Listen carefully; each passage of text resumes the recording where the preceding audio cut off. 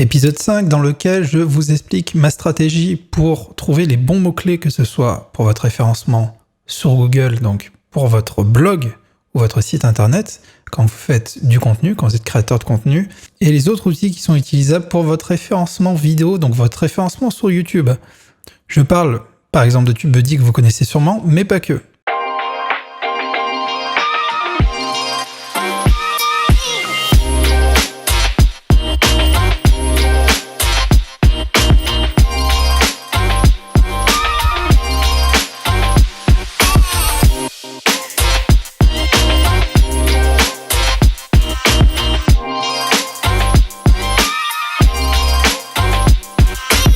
Les contraintes.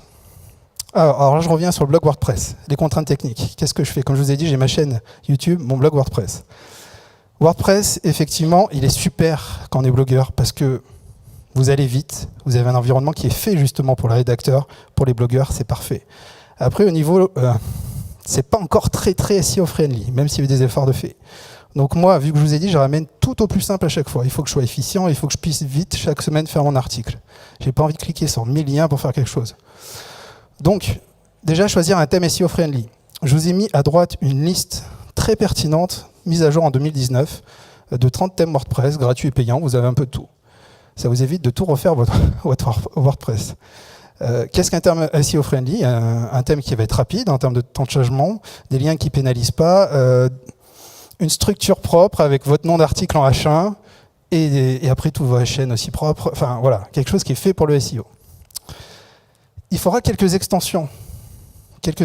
Moi j'utilise All-in-One SEO qui est l'équivalent de Yoast SEO que vous devez tous connaître, qui me permet de gérer proprement mes titles, mes méta, mes sitemaps, etc. W3 Total Cache va me permettre d'utiliser un système de cache sur mon site internet. Quand votre blog commence à devenir lourd, c'est absolument indispensable pour compresser le temps de chargement, un peu pour que ça aille plus vite. Celui-là est très complet. C'est celui qui, pour moi, a été le plus efficace parce que des fois, vous avez des incompatibilités entre les extensions dès que vous mettez du cache, donc il faut faire attention à ça. Et celui-là, il est génial. Vous pouvez même utiliser des systèmes varnish ou autres, c'est très puissant. A3 Lazy Load, qui me permet de séquencer le chargement de mes médias type grosse image, iframe ou autres sur mes articles, tout en n'empêchant pas l'indexation de mes contenus par les robots de Google, enfin des moteurs de recherche.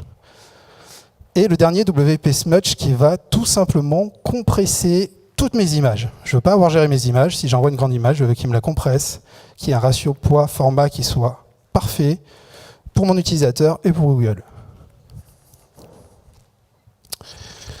Alors là, j'irai vite, vous connaissez tout ça, mais je vais vous montrer moi, ma démarche au niveau du SEO. Optimisation du contenu. Je vais faire très attention à l'optimisation du contenu, mais je garde quand même une démarche naturelle. Moi, ma priorité, c'est de satisfaire mon utilisateur. Je suis persuadé que si j'arrive à satisfaire mon utilisateur, que le référencement suivra. Donc title, métadescription, titre hiérarchique, avec bien sûr les mots-clés à potentiel que j'aurais choisis, paragraphe, image, etc.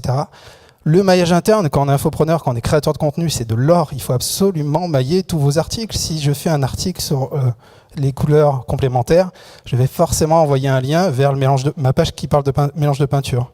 C'est ce qui me permet aujourd'hui de ranker sur des mots-clés assez concurrentiels. Et pourtant, dans mon cas, je ne fais pas de off-site. Aujourd'hui, je n'en ai pas besoin. Peut-être que c'est finalement pas très concurrentiel. Ma branche n'est pas très concurrentielle. Pourtant, il y a quand même du monde. Mais le contenu, le maillage me suffit largement. Si un jour j'ai besoin d'appuyer, j'appuierai, je ferai de l'off-site. Mais honnêtement, pour moi, heureusement que Paul Sanchez est en conférence en ce moment, sinon il m'aurait jeté quelque chose au visage, je ne supporte plus l'off-site, le fait d'aller quémander des liens à droite, à gauche, de monter des PBN de sites ou autres. Je trouve que c'est pas réglo, c'est fatigant, c'est frustrant. Enfin voilà, je suis bien content d'avoir occulté toute cette partie-là. Alors ensuite, YouTube.